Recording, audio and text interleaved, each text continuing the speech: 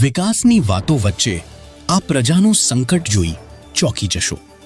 આ વિડિયો એટલું શેર કરો કે ગાંધીનગરના દ્વારે પહોંચે અને લોકોની સમસ્યાનું વહેલી તકે નિરાકરણ થાય।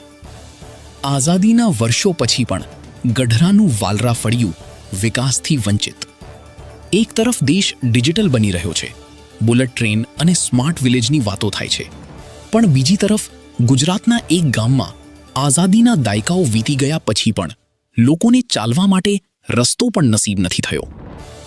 આ વાત કરી રહ્યા છીએ દાહોદ જિલ્લાના ફતેપુરા તાલુકામાં આવેલા ગઢરા ગામની, જ્યાં આવેલું વાલરા ફળિયું આજે પણ વિકાસની રાહ જોઈને આંસુ તપ તપ પડી રહ્યા છે। ફતેપુરા તાલુકાનું ગઢરા ગામ અને આ ગામનું વાલરા ફળિયું, આ ફળિયામાં આશરે 50થી વધુ પરિવારોના ઘર આવેલા છે અને અહીં 350થી વધારે લોકોની વસ્તી વસવાટ કરે છે। આઝાદીના આટલા વર્ષો પછી પણ આ 350 લોકોના નસીબમાં પાકો રસ્તો લખાયો નથી। ચોમાસું આવતા જ આ આખો માર્ગ કાદવ કીચડમાં ફેરવાઈ જાય છે। કોઈ બીમાર પડે કે કોઈ સગર્ભા મહિલાને હોસ્પિટલ લઈ જવી હોય ત્યારે અહીં એમ્બ્યુલન્સ આવી શકતી નથી। દર્દીઓને ખાટલામાં સુવડાવીને મુખ્ય માર્ગ સુધી જોડી કરીને લઈ જવાની નોબત વર્ષોથી સતાવી રહી છે। આ બાબતે તંત્ર શું કાર્યવાહી કરશે તે જોવાનું રહ્યું। આ બાબતે તમારું શું કહેવું છે કમેન્ટ બોક્સમાં લખી જણાવો। બ્યુરો રિપોર્ટ સંજીવની લાઈવ। हाँ साहेब, हमारे आ ચોમાસાની અંતરમાં એવું છે કે એંધવાની બી તકલીફ, ખાતર પાણી લાવવી હોય તો એ તકલીફ, માથે અહીંથી પકડીને ઠેઠ 3 કિલોમીટર અંદર લઈને જવું પડે। પછી ડિલિવરી હોય તે અમારે તાત્કાલિક 108 ને ફોન કરીને રોડી જવા માટે હાઈ ખદેડી બાટી આવીને અમારે પસાડવાનો।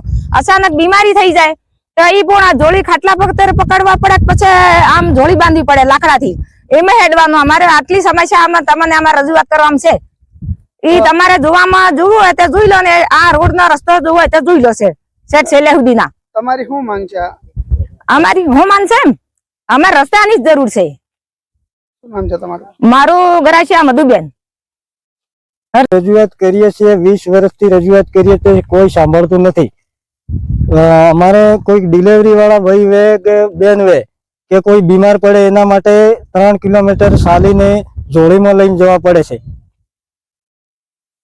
પછી કોઈ રજૂઆતો અમારી સાંભળતું નથી। આ ગામ ગઢરા વાલરા ફળિયા 63 પેજનો સર્વે નંબર વસીમ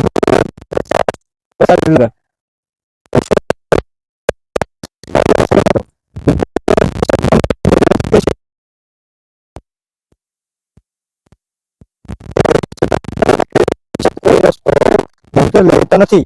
કોઈ બી અધિકારી કોઈ ધ્યાન કરતા નથી। ચૂંટણી આવે ત્યારે આવીને રસ્તો થઈ જાય એટલું કે છે, બાકી રસ્તો થતો નથી। શું નામ?